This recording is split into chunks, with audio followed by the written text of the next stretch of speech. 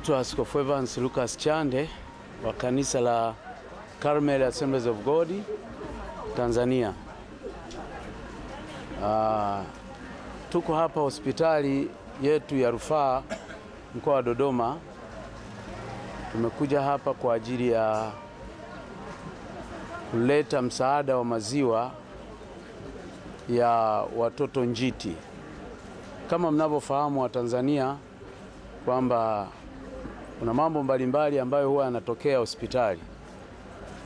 Kuna wengine wanazaliwa watoto ambao bado hawajatimiza miezi na bado wanalazimika watu wa hospitali kuendelea kuwalea mpaka angalau watakapokuwa wameshapata nguvu. Na mara nyingi wale ambao wanazaliwa hawajatimia miezi, mama zao huwa maziwa hayatoki. Sasa kwa maana hiyo hospitali au serikali inalazimika kutafuta maziwa, hasa kwa wale ambao hawana uwezo. Wanalazimika kutafuta maziwa kwa ajili ya kuwapa hao watoto ili kuwezesha waweze kukua na wafike kwenye utimilifu angalau wa siku kama ambavyo kitaalamu wenyewe madaktari wanashauri. Kwa hiyo sisi kama kanisa tumekuwa na jukumu la kuja hapa kuwaona, lakini pia si kuwaona tu, ni pamoja na kutoa msaada kama hii ya maziwa ya lactogen.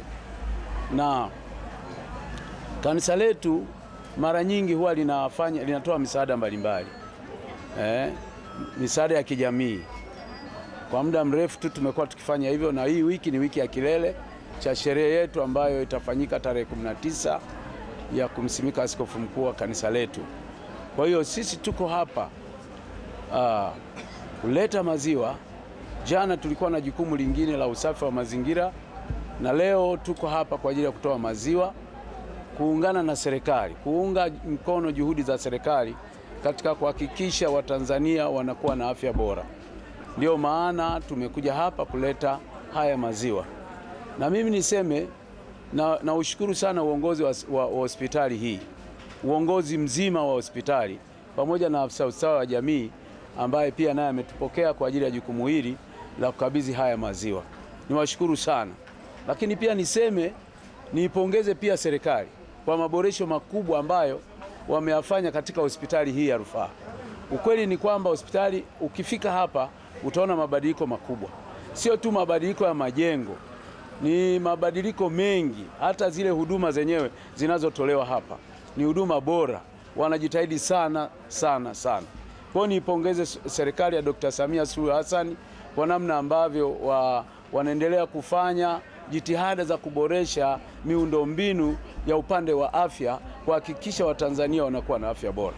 Kwa hiyo niwashukuru sana sana wafanyakazi wa hospitali hii. Pengine mtu mwingine anaweza kujiuliza kwamba ulipataje wazo la kuja hapa hospitali kuja kuleta maziwa haya. Wakati fulani huko nyuma mwanangu alikuwa amejifungua hapa na mtoto alipata shida kidogo kiafya. Kwa hiyo ilibidi alazimike kubaki hapa hospitali ili aweze kuhudumiwa zaidi.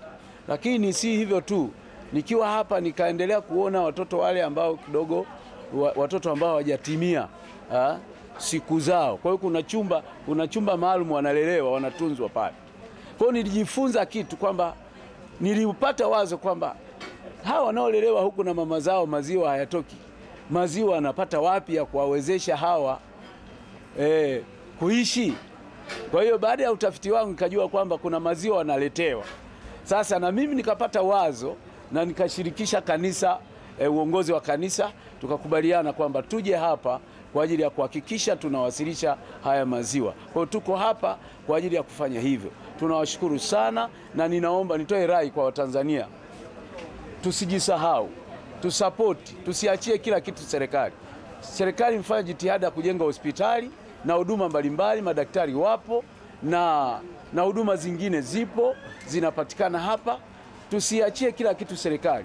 Tujitoe na sisi kufanya Kama hivi tulivyojitolea, taasisi za dini, hata watu binafsi, unaweza ukaamua nyumbani kwako kununua maziwa ukaleta hapa kusaidia.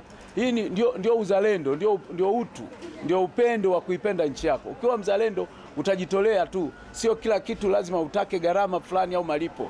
Hapana. Kwa hiyo nitoe rai kwamba Watanzania tujitolee pia katika mambo mbalimbali, sio tu hospitali na sehemu zingine vile vile. Kwa hiyo ni muendelezo huu, tunaendelea. Kwa mfano sisi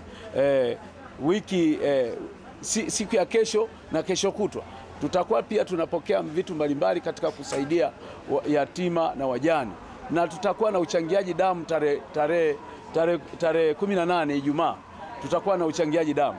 Tunajitolea kwa ajili ya kuhakikisha tuna support serikali katika jitihada ambazo zinafanyika kwa ajili ya kuisaidia nchi yetu.